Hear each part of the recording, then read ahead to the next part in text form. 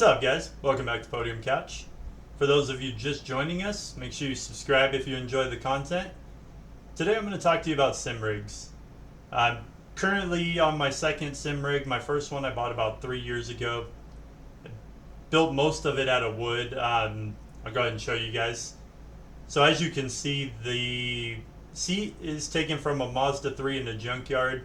I added a wheel stand to it, which I love the full adjustability of that wheel stand. That was actually a great feature to it. And I put it on a wood base with some carpet over it, and then built a wooden monitor and PlayStation holder.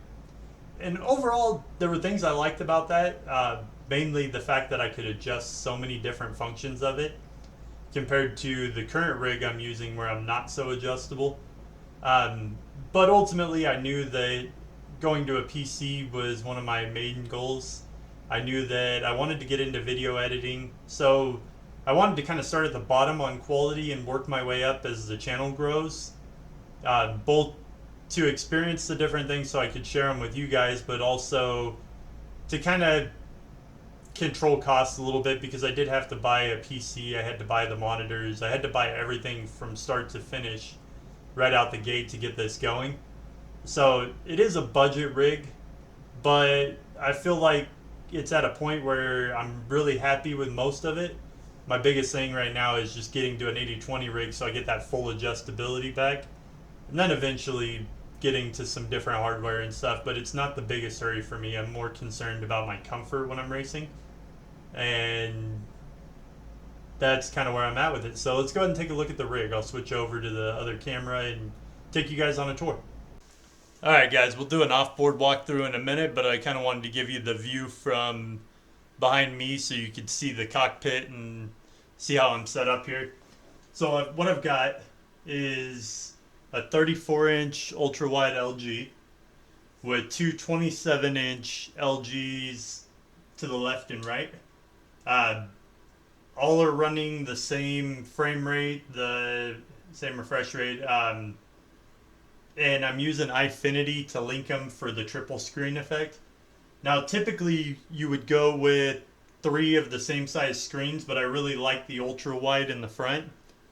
But I didn't want screens out to the middle of nowhere that I couldn't see in my field of view anyways.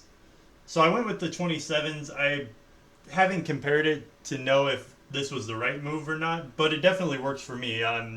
I get the immersion, I get the feel I was looking for from it, and ultimately it's probably not my in-game setup anyways for monitors, so I'm okay with what I've got right now. It works for me, and I love having the ultra wide in the middle. I don't get any of that bezel effect right here, but I still get all my peripheral. I did not buy a monitor stand per se. I've got one monitor wall mounted with a long hydraulic arm, and then I've got 2 floor standing arms right here, mostly because I wanted to build into the 80/20 rig when the time comes. I wanted to be able to build that in and have it all be one piece. So buying a floor standing one without having the 80/20 to build it into and stuff wasn't a priority at the moment. So I just went ahead and did individual floor standing ones, and honestly they worked pretty good. I was even able to mount my keyboard to one of them, my tablet for all my telemetry and everything to another one. It gave me a couple posts to work with, and it works pretty well. So yeah, monitors, I spent a lot on the middle one, went pretty cheap on the sides, but I made sure everything meshed. And the AMD iFinity makes it pretty smooth in iRacing. So like I said, I'm happy with that. If you've seen my other videos, I did start with a Logitech G920 race wheel on this rig for about a month, and then I quickly upgraded to the Thrustmaster TSXW. Next on my list is to get a few wheels for it. As far as that goes, eventually I would like to get to a direct drive wheel, but until I have an 80/20 rig, there's no point because this thing's already pushing the rig I'm using now. It's got a lot of torque for something as flimsy as this is, and I'll get to that more in a minute. Down below you'll notice the TLCM pedals. I did get the T3 PAs with the wheel, and very quickly noticed the softness in the brake to gas. I wasn't happy with that, so I upgraded to the TLCM pedals. I am running a butt kicker. Um, without a handbrake, they pretty much never gets used because all I do is iRacing on road. But it's there in case I decide I want to go drift in Assetto Corsa or do some rally, as well as the shifter, the Thrustmaster TH8A shifter here, um, which I had to have because I was into the MX5 racing. As soon as MX5 cut out the H pattern shifter, I decided it was time to move up and start practicing the Porsche racing, which is why I haven't made a video for a few weeks. Trying to tame the Porsche 911 GT3 Cup car is absolutely insane. It should be the Porsche 666. It's an absolute beast. It's all over the road. And it's a lot to learn, honestly. So I've taken a few weeks. I've really tried to acclimate to the car, and it's still not there. I still am not acclimated. But I'm going to keep working on it. It's only week 2. I just finished up a race and finished like 7th place, which I'm actually happy with, considering how the other races have gone. 7th is the best I've gotten in the 2 weeks I've been using it so far. Anyways, up above you can see my arm for my boom mic, and we'll go ahead and go off board and I'll walk you through the rest of the setup. Alright guys, hopefully we're not too shaky here, but as you can see, I'm running the Conquer sim racing rig here. And honestly, my biggest gripe with this out of the box is that cushion right there is just absolutely uncomfortable out of the box. So I did pull it up. I have a video that shows how I made it more comfortable. I added in some foam.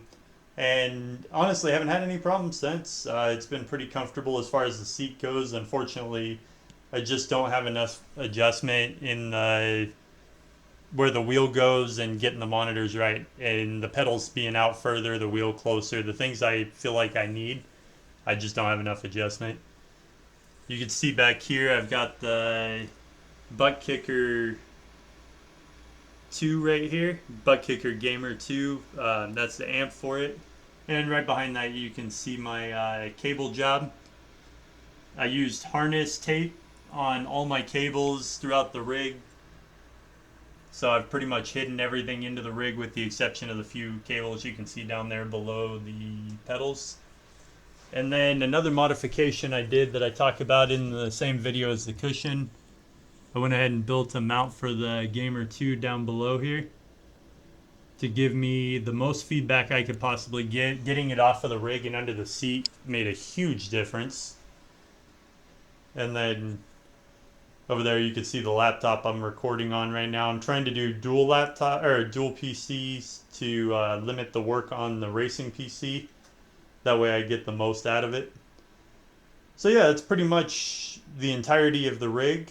One of the things I do want to bring up again, there was a lot of questions. I saw a lot on Reddit and everywhere else. I had a hard time finding out if running the 34 with the 27-inch monitors to the side was going to work and how smooth and how that was all going to work out.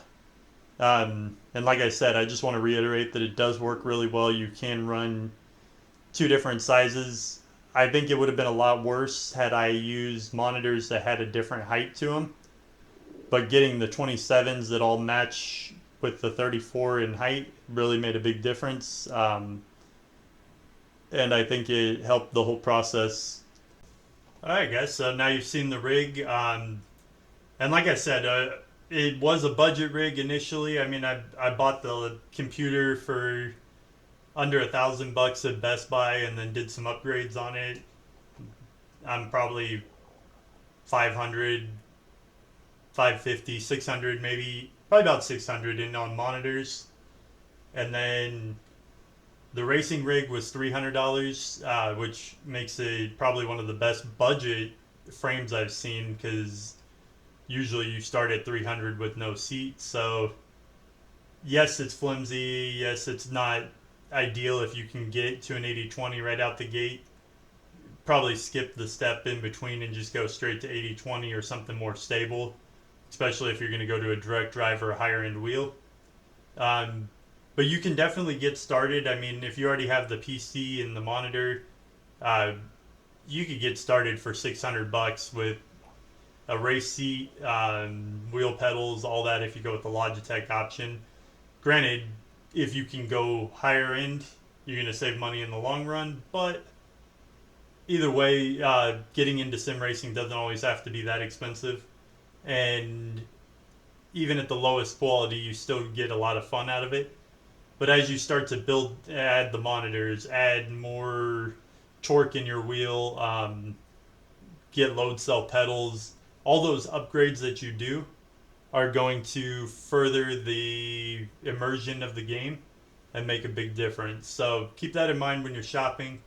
If you guys have questions or comments, feel free to drop them down below. I will always respond to comments that I get from you guys.